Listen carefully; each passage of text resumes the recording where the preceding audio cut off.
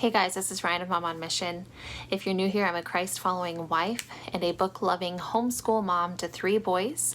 So go ahead and subscribe if you want to see videos on all things homeschool, biblical womanhood, and books. So today I have one of my book videos for you. This is a Book Recs and What's Next collaboration hosted by myself and Ingrid over at the Ingrid Chronicles. I know she's been on a bit of a hiatus lately, but she will be back, rest assured. And so this is where I share with you what I read for the previous month. So this would be the month of July 2020, and what I plan to read next month, which is always changing. So whether I hit that or not is to be determined. And then I also share with you what we read in our homeschool for our read alouds and what my 2nd and 4th graders are reading. They're just now turning into 2nd and 4th graders, so that's kind of weird for me to say. Okay, so for this month, I shared with you last month that I was reading for my nonfiction, The Evangelicals. And I came to the conclusion that this is not a book that you just check out and read cover to cover. This is one of those books that you need to buy and just pick up and read a chapter here or there. Because one, it's long, but it's also just about the Christianity movement in America and how far it's come and what the struggles are. And so it's not something you just want to like blow through. You kind of want to sit and ponder on it. So I think I'm going to be hitting up Amazon and just try to buy this and let my poor library have this thing back because I can't get through it. So it is a good book. I do so far like it. I just need to have my own copy so I can kind of just poke along through it. And then I read or listened to Homeschool Bravely by Jamie Erickson. And this one I also need a hard copy on, not because it took me too long to read, because I actually blew through it, but because I love it and I want to highlight it and take notes and go back to my notes on it because I loved this book. When I first started it, the first couple of chapters, I thought, okay, well, this is a fine book, but it's geared more toward people thinking about homeschool, or maybe people who are new to homeschooling or kind of struggling with whether they should keep homeschooling. And I was none of that. I won't say I'm a veteran, but we've been doing this for a while, and I have no thoughts of sending my kids to public school or anything in the future. But then after I got past those first few chapters, she really dove into our insecurities as homeschool moms. She dove into just why we do what we do and how that's important and why that's important. And she did give some kind of practical tips with how to deal with certain situations. So I just really want to get a hard copy of this book and mark it all up. So I would give that a definite 5 out of 5 stars.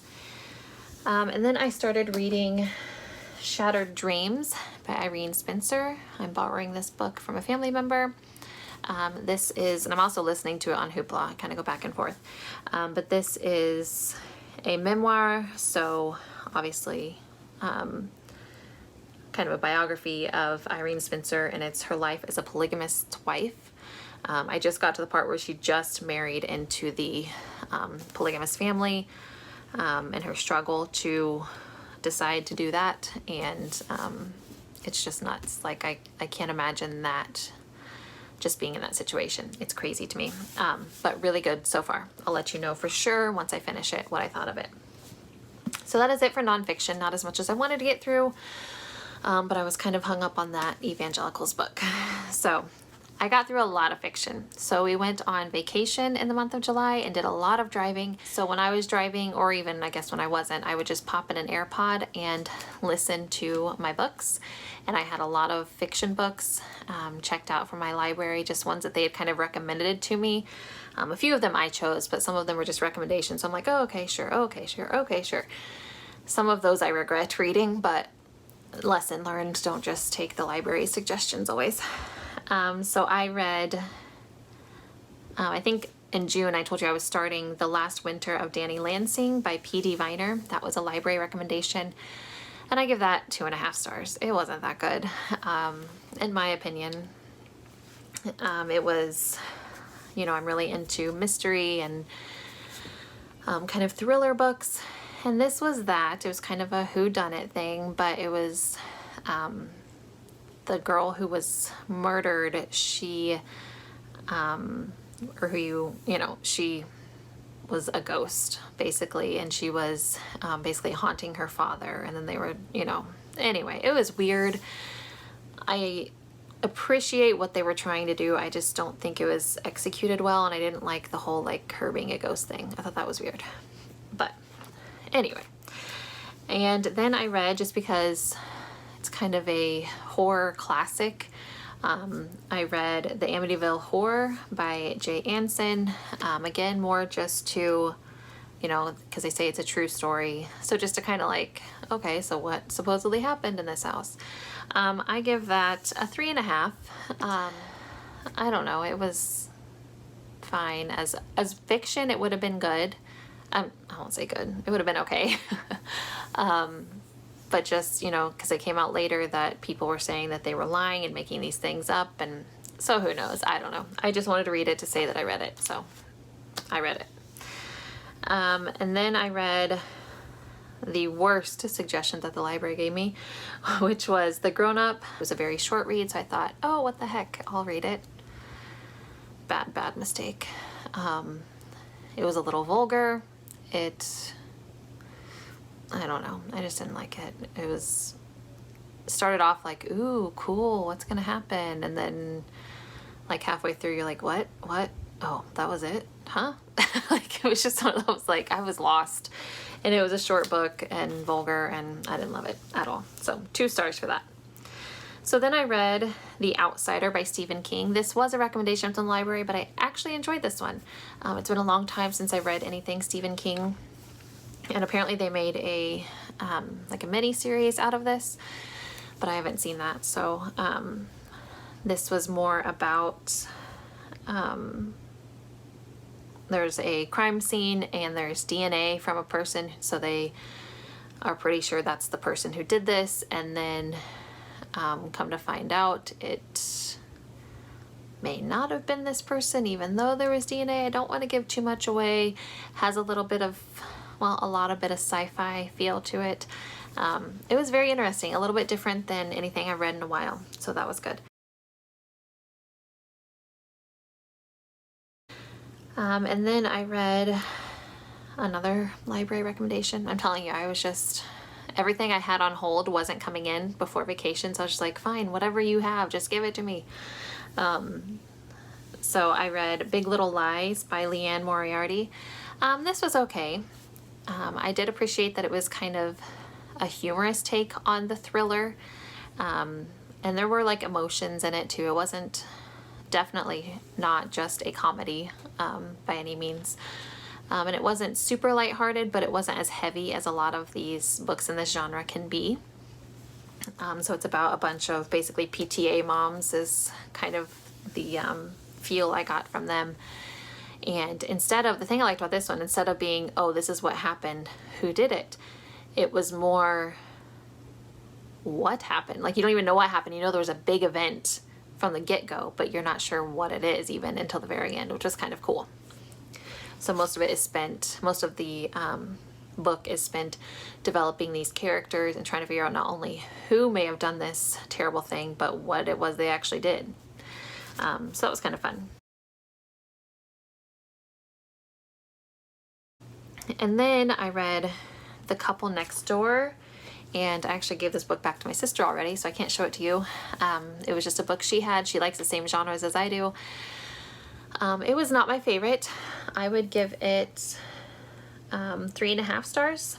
So I liked it a little bit better than Big Little Lies. But I just didn't feel like it was fully developed. I feel like the ending kind of just cut off right when I was like, ooh, what's gonna happen now? It was just like, oh, there it is, bye. I don't know, I just wasn't happy about how it ended. But the story itself was pretty good. Instead of just being another whodunit, it was more of a, okay, we know who did it, but more happened than that, so what was the more that happened, if that makes sense. So it was entertaining. It was okay. 3.5 stars. And then I have started. I'm about halfway through The Vanderbeakers of 141st Street by Karina Jan Glosser. So I know this is like total 360 or total 180 of what I was listening to before. But one, I was ready for something that wasn't a thriller, and two, this is kind of a pre-read. I kind of wanted to see if it's something that we could read aloud in homeschool or not, or if it was too mature for them. So far, I really like it. It's good, easy, lighthearted. Of course, it's like pretty juvenile, but I think we might do it as a read aloud eventually. Probably not this year, but eventually. So it's about, obviously I'm only halfway through, but the Vanderbeakers live in an apartment and they're being evicted, and there's 4 kids and their parents, and the kids have lived their whole lives here, and they love their home, and they're trying to figure out how to not get kicked out of their house. So that is it for me. For our read alouds this year, or for this past month, we finished Tales of a Fourth Grade Nothing by Judy Blume. 5 stars for sure. This is just one of those like books I loved as a kid, and so it just has a special place in my heart, and it had both my boys laughing hysterically, so 5 stars for sure. We will continue that series. Probably not right in a row, but eventually we'll finish it. And then we started the second book of Andrew Peterson's Wing Feather Saga, and it's called North or Be Eaten. So we read the first one. I think we finished it up in June. But a really bummer thing happened. So we're on the wait list to get it from our library. So eventually we will get it from there. But I went ahead and started it on our Hoopla app, and then it returned because we didn't get it finished in time. So I checked it back out, and it's no longer available on Hoopla. So we've read like, I don't even know, like a third of the book, and now I guess we have to wait for it to come back to our library from our library, because it's not on Hoopla anymore. I don't know what happened. So that's a major bummer. Hopefully it's not too long before we get the hard copy so that we don't forget everything we read. And then for my 4th grader, so he read Boxcar Children by Gertrude Chandler Warner. This is the Midnight at the Haunted Hotel one. This is one of the choose your own adventure type ones, and he gave this 4 stars. He said it was obviously kind of a mystery on if the hotel was actually haunted and everything. And then I read this to him a couple years ago and he didn't really remember it. But Hank the Cow Dog, The Original Adventures of Hank the Cow Dogs, is the first book, and he gave it a 5 stars, which I thought was really funny. I guess he was just too young when I tried to read it a couple years ago because he thought it was really boring a couple years ago. So just goes to show you. And he read I Survived the Hindenburg Disaster, 1937 by Laura Tarshis. He gave this a 5 stars. He said this was another really good one, although I think there's only one I Survived book that he wouldn't give 5 stars. So then he read the 78 story Treehouse by Andy Griffiths. And these are just kind of silly, like, I don't know, typical boy stuff. I don't know, there's lots of weird pictures in it, and I don't know, it's whatever. He read it though. And he thought it was another 5 star. He thought it was hilarious. He was reading it in the car and like reading excerpts to his little brother that he thought were so funny. So, and then he just pulled this off of our shelves. This was actually one of my little sister's books that I just saved from a pile of books at my mom's house that she was giving away. And it's The Ghost Upstairs by Lila McGinnis. And apparently this boy's been living, I don't know, inside of this house for like 80 years, and this boy finally discovers him and they form a relationship. I don't know. It's kind of weird, but it's fine. And then I had him read, and he gave The Ghost Upstairs 5 stars. And then he read Bears on Hemlock Mountain by Alice Dalglish. I don't know. He only gave this a 3 stars. He said it was kind of boring, but it was a quick and easy read for him. I don't know, something about this boy was asked to go get something from his aunt's house or his neighbor's house or something, and everyone had said there were no bears up there, and he saw bears up there, and so he had to escape them, I think was kind of the premise. So it didn't sound boring to me, but apparently he thought it was. And then he read, this is a book that I got at like a thrift store or something, Childhood of Famous Americans. This one is Davey Crockett, Young Rifleman by Aileen Wells Parks. And he gave this one a 4 star. He read this on our way to Alabama, and he seemed to really enjoy it. And I like it because it was, I mean, obviously written in more of a novel form, but was obviously about a real person. And then he also, I don't think I brought it in here, but he also read the 3rd Wings of Fire book. So he's read the first 2 already, but this was just the graphic novel that we happen to see at our library. We have the actual novel still on hold because he wants to read it because it'll probably be in a little more detail, and so he'll still read the full version, but he really likes the series by 2E.T. Sutherland, and he gave that a 5 stars. So hoping when he reads the actual novel, he'll also give that 5 stars.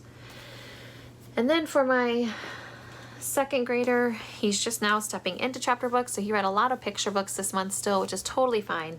But he did finish Amelia Bedelia by Peggy Parrish. I think he was in the middle of it last time I talked to you. He gave this a 5 stars, which I'm very excited about because I loved Amelia Bedelia when I was his age. And then he read his first Magic Tree House, which is always kind of an exciting moment, and he gave it a 4 stars. So Mary Pope Osborne. But he read this surprisingly fast, faster than he reads most chapter books. And then these, I am not proud that my children read these, but it makes them excited about reading, so whatever. Diary of a Minecraft Zombie. If I could like not hear the word Minecraft ever again, I wouldn't be too mad, but whatever. They love this book. They've both read it. I think my 2nd grader read it through twice. My 4th graders read it 3 times, so whatever. And then he's about halfway through Geronimo Stilton, The Phantom of the Subway, and he seems to be liking these. So yeah, he's well on his way reading chapter books. For a picture book recommendation this month, I try to give you one a month. The one we really enjoyed this month was The Gruffalo's Child by Julia Donaldson and Alex Scheffler. A lot of people are familiar with the Gruffalo stories. We actually weren't. I mean, I'd heard of them, but for whatever reason, we'd never like checked any out. But this one was simply the cutest. Like, I loved it. I love rhyming books. I love chapter books or picture books with good illustrations. So the illustrations were cute and it rhymed, and it was a sweet story about the little baby Gruffalo going out to find the big scary mouse. So that is it for what we read this month. For a podcast recommendation, I try to throw these in too sometimes. I recommend the But Why podcast. It's a children's podcast that answers just really random questions. We listened to one the other day about how viruses spread and why soap works, which is rather fitting for the time we're in. And so it's just a bunch of like questions about dreams, questions about, I don't know, weird random things that kids think about. And so next month, I've seen that I have been really kind of over-promising and under-delivering on my what's next part of my book recs and what's next. That's usually because I have good intentions and then get distracted by other books and forget to read the ones that I had intended to read, which is also why this month I went back and looked at my Scolet Sisters book challenge that I'm supposed to be doing this year and realized that I am several books behind. So I'm going to be reading off of that again. So I am going to read Sproul's Chosen by God. So that's R.C. Sproul. That was on my book challenge list for this year that I need to get read. But then I'm going to finish Shattered Dreams by Irene Spencer and The Vanderbeakers. So I'm only going to promise one book that I'm not already reading that I will read next month. And we have the hard copy of that at home, so I don't have to wait on the library or anything. So I figured I would just make one promise of something I want to read next month instead of promising lots of things and then not reading them. So I hope you enjoyed this book review. If you've read any of these, let me know down below, and let me know what you're reading currently. And I thank you so much for watching, and I will talk to you next time. Bye.